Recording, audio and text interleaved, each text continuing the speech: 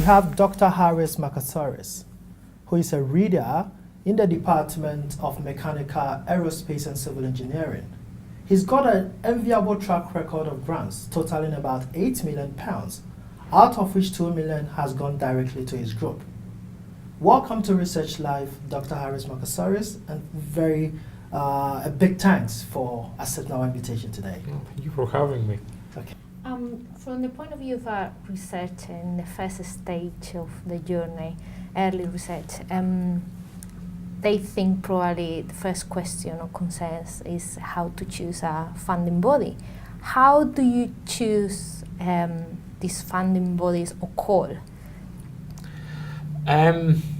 Well, it's kind of a no-brainer because funding councils, they have been set up to support research in specific disciplines. So you have to understand what the remit of these councils is and try to find out where you fit.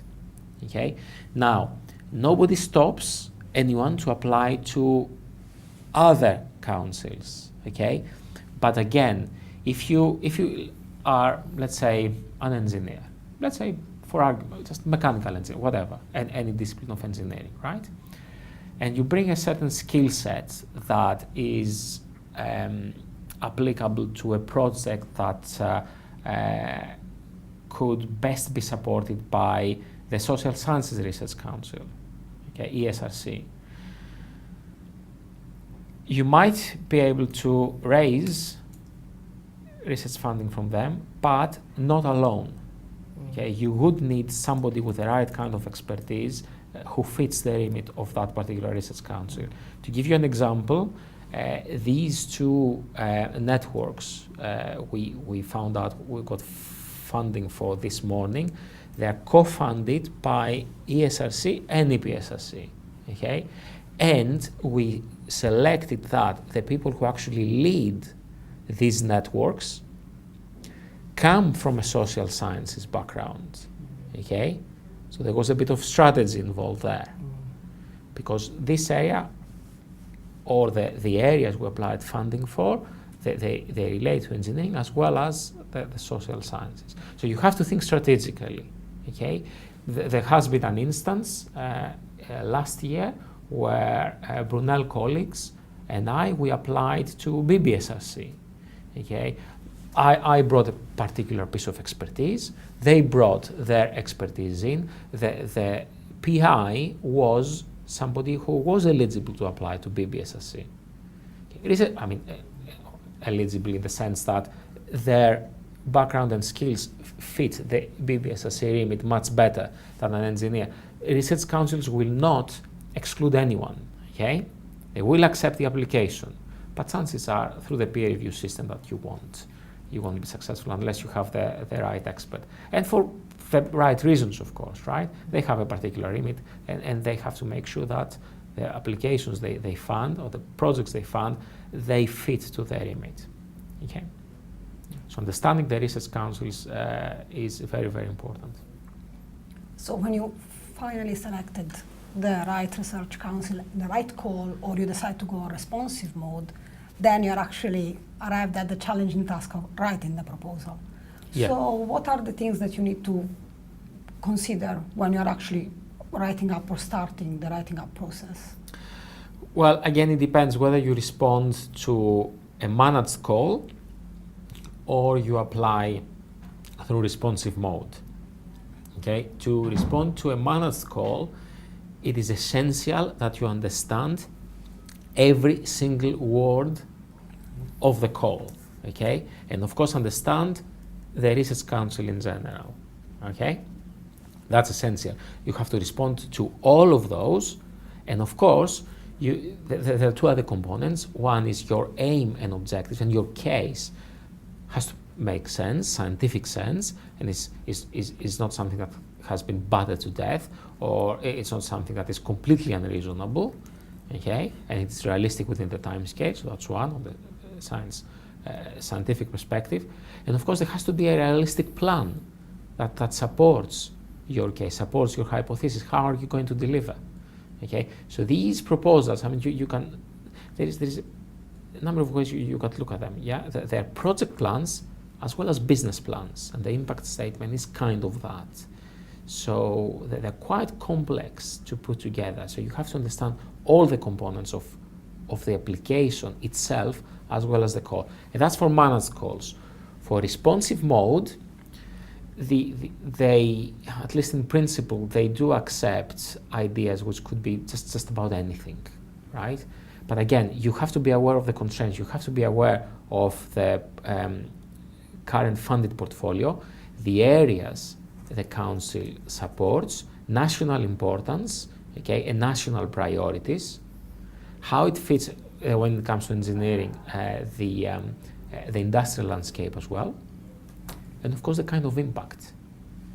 Okay, and tick all the other boxes like creating leaders and so on and so forth. So still, even if there isn't a managed call, you have to understand the Research Council itself, what the priorities are, aim and objectives, remit, and the grant portfolio. Okay. Okay. I think initially you did mention the importance of networking. Yeah. I know to experienced researchers that might sound quite an obvious thing to do, but one of the things we gathered talking to early career researchers is the challenge in selecting collaborators. Any advice on that? Selecting, yeah, it is essential. Okay, collaborations are essential because there isn't a project worth funding these days that cannot involve anyone else. Okay, whether internal to the university or, better still, external to the university. Now, of course, the key criterion, which is kind of a no-brainer, is the expertise, what it is they bring to the table, right? That's important. And that's kind of obvious. But the other one is whether you can work with them, okay? Whether you gel. Because you will be working with them for a period of time, you will be interacting with the investigator as well as their group and their institution very frequently in the life cycle of the project. So you have to make sure that you get along, okay? And you have to understand where it is they're coming from, what is it that they want to get out of the project, okay? So I think, yeah, these are pretty much the key criteria, which is, I mean, what you do to select a team to any kind of project, whether it's funded by a research council, the EU or not. Okay. Of course, the ultimate goal is to have your research funded, because without funding, there isn't any significant piece of research you can do these days, right? Sure. So, you know, these criteria would apply to any sort of team building exercise you would ever do.